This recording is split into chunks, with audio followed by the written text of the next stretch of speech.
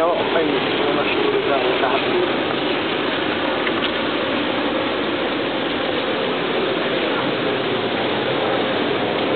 Meio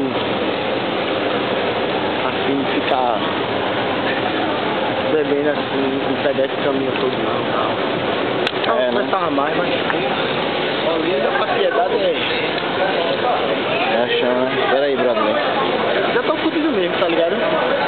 Mas Eu? Eu. Tu não, porra. Pera aí, brother. Afasta só um pouquinho aí.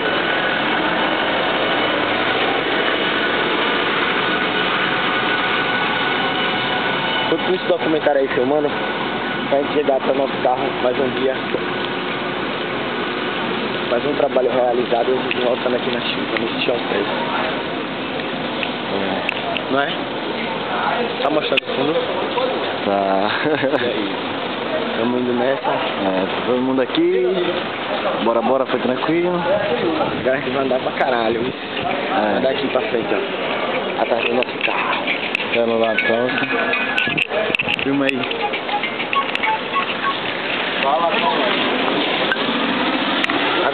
Agora, deu chá de sumiço hoje de tarde, doido.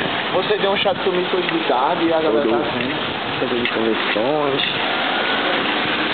Oxe, eu encontrei o neguinho lá na frente do trabalho. Eu Vou desligar, viu? O que é aqui? O que é esse bicho aqui? Ó o malhão. Ó, beleza, diz aí, brother.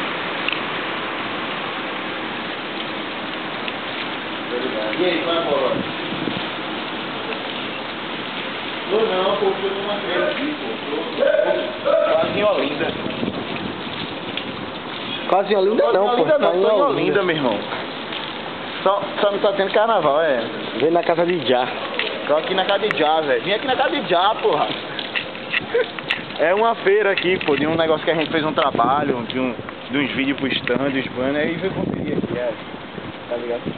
Não, eu tô saindo daqui agora, mas quando eu voltar pro Mirabilândia. um pouco tarde, entendeu? Tá chovendo. Vai ter que parar a transmissão. É, desliguei.